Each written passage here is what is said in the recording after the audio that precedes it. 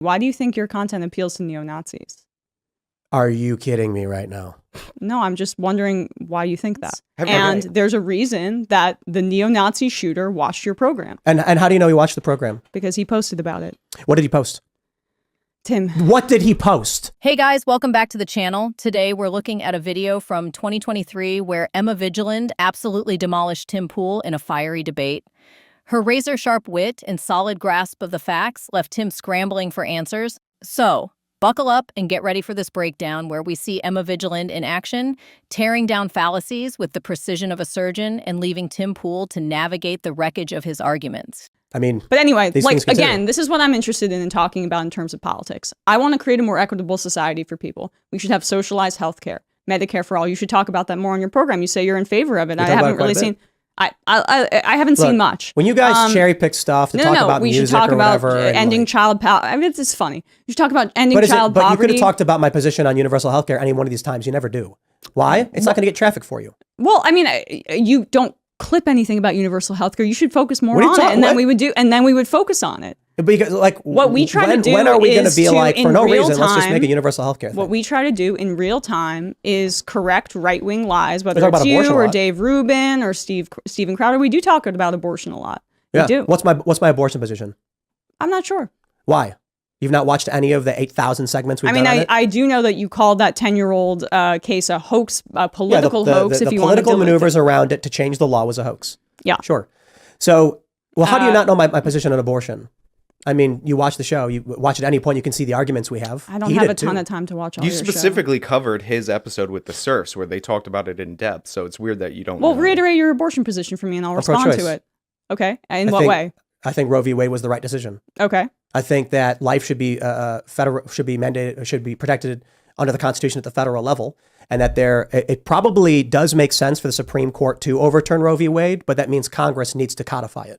Okay, but that's not going to happen, and that's because we don't have that's a different question. Because we need filibuster reform. So I'm not really interested in process. I'm interested in outcomes as we get back to, again, the differences that we clearly have here. I don't really care who imposes the right to abortion in this country. I just care that we have a right to abortion in this country, and we don't. Well, right. Yeah, I think at first when Roe v. Wade was overturned, I thought that it was probably good it would go to legislation because the Supreme Court arbitrarily setting law is probably dangerous.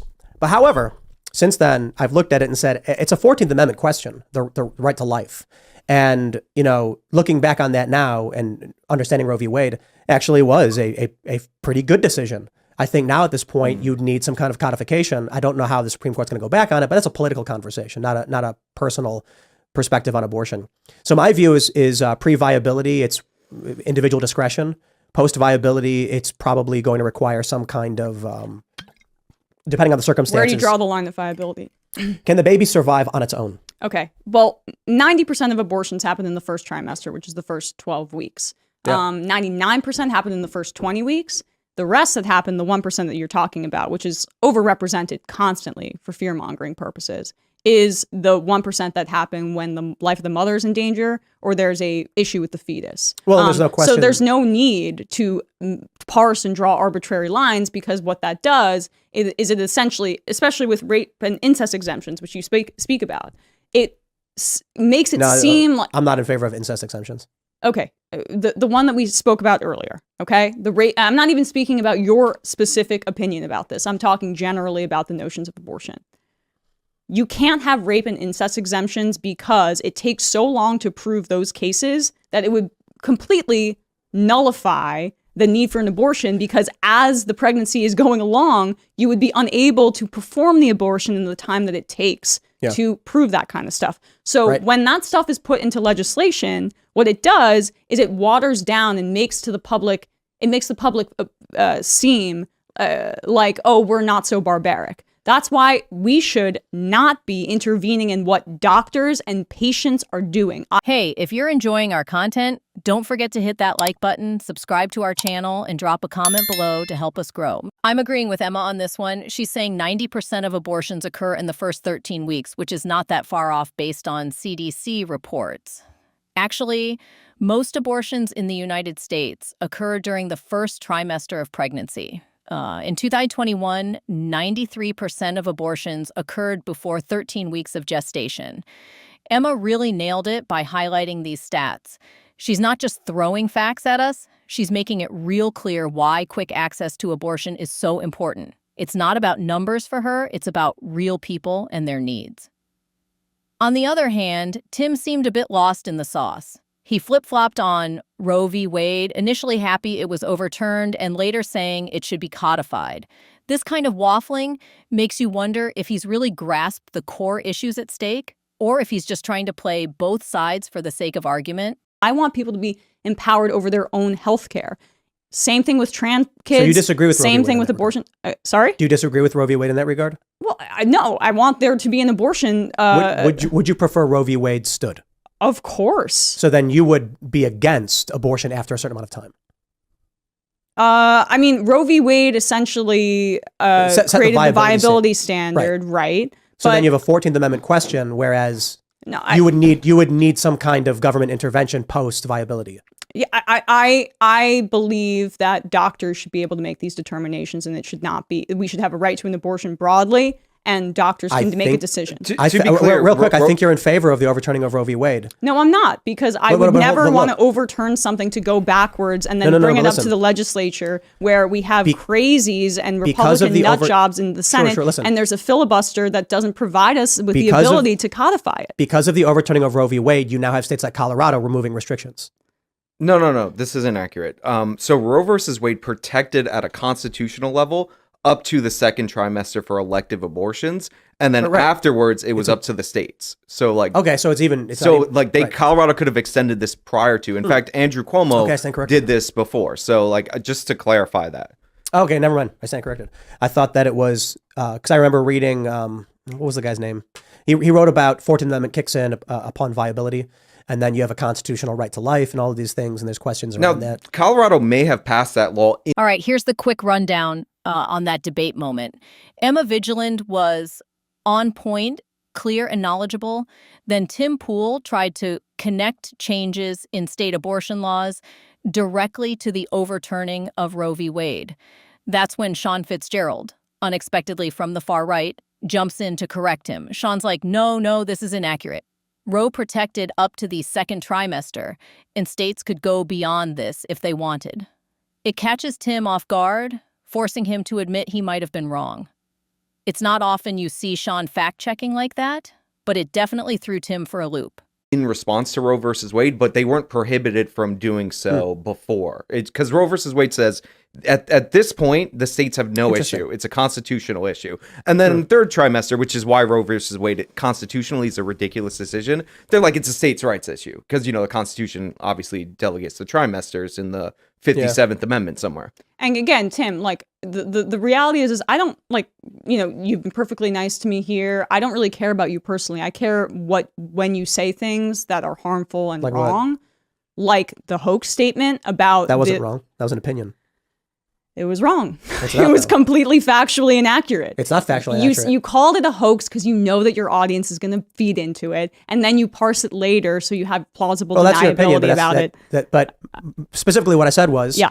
and we talk about it in depth. I think the issue is just you don't watch the show. To be fair, I don't watch Majority Report.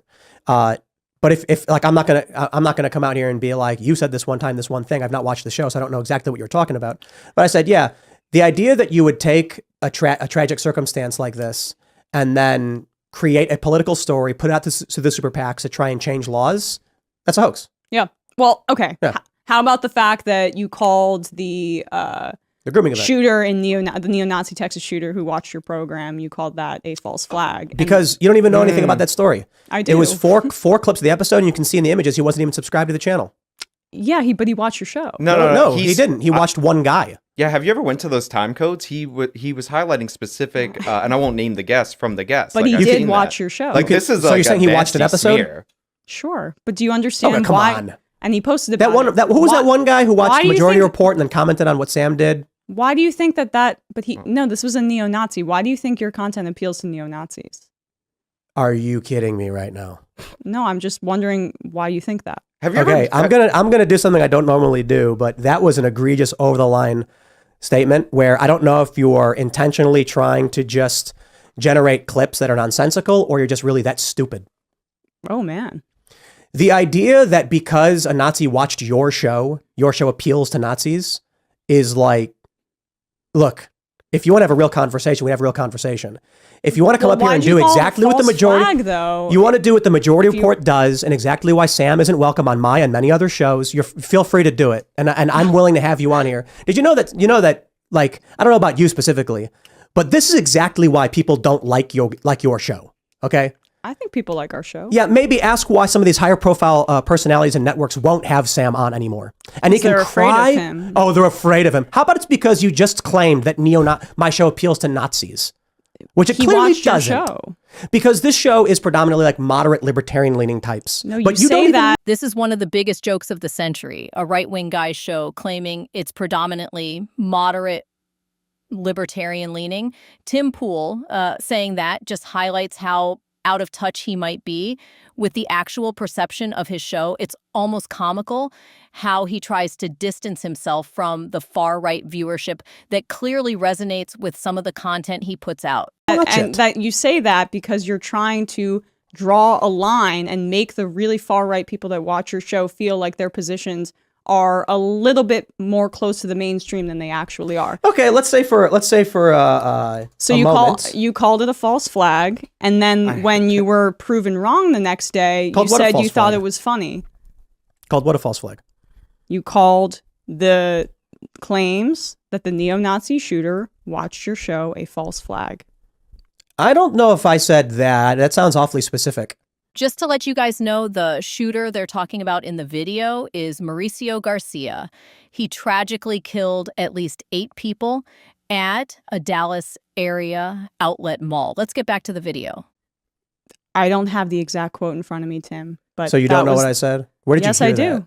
I would listen to you. Did you say something like, it sounds like, I said, it sounds like a psyop to have this profile appear one day after the shooting where it's got like a bunch of screenshots on it or something? Sure. It really does sound to me like someone told you to say things and you don't know what you're referencing. I'm not shocked that that is the only way that you're going to try to react to this. to react to what? Okay, no, this is fairly obvious. So I'm willing to bet Sam was like, hey, ask him about this and say these exact things. No, I came up with, come up with original thoughts. Come on. It is my original thought. So no, it isn't. It's some guy posts a screenshot of one episode of a show he's not subscribed to, and you think that's an attack vector for something political, but it's a personal snipe that has no bearing on any of the arguments we've made the entire show. I disagree. Yes. You disagree with what? With what? Elaborate. I disagree that it has no bearing on what you've said throughout your entire show. Like what? What did I say? This was come on. The claim that you made. Let's hear it. I believe that your program appeals to a right-wing audience, and there's a reason that the neo-Nazi shooter watched your program. And how do you know he watched the program? Because he posted about it. What did he post? Tim. What did he post? He posted parts of an interview that you did. No, he didn't. You're wrong. He had 4 screenshots on his phone from you don't even know what you're talking about, and all you can do is laugh and say, no, it's because you get specific to obscure some the fact. guy You posted one thing one time, and that's the only argument you have. Did you go to the time codes that were in that episode? Because I did. I ran this down. And one of them was a clip of Elijah Schaffer. And like weirdly for this like neo-Nazi Hispanic shooter, it's Elijah saying that we shouldn't be emphasizing race specifically. No, he's a neo-Nazi Hispanic shooter. Right, but Tim called it a false flag and then corrected himself the next day and then said he thought it was funny after a mass shooting. I think that someone told you to say this and you don't actually know what you're talking about. I think that it's not shocking that you think that based on my gender. Okay, you're not saying anything anymore. But Throughout the discussion, Tim seemed to dodge accepting defeat, a tactic often observed in MAGA-style debates. His strategy? Constantly questioning definitions and diverting the topic. Classic moves when you're on shaky ground. Emma, on the other hand, kept her cool, delivering pointed arguments and challenging Tim's evasions directly. What do you guys think? Did Emma own Tim in this debate? Drop your thoughts in the comments below. This is Cole Talk, and I'll see you in the next video.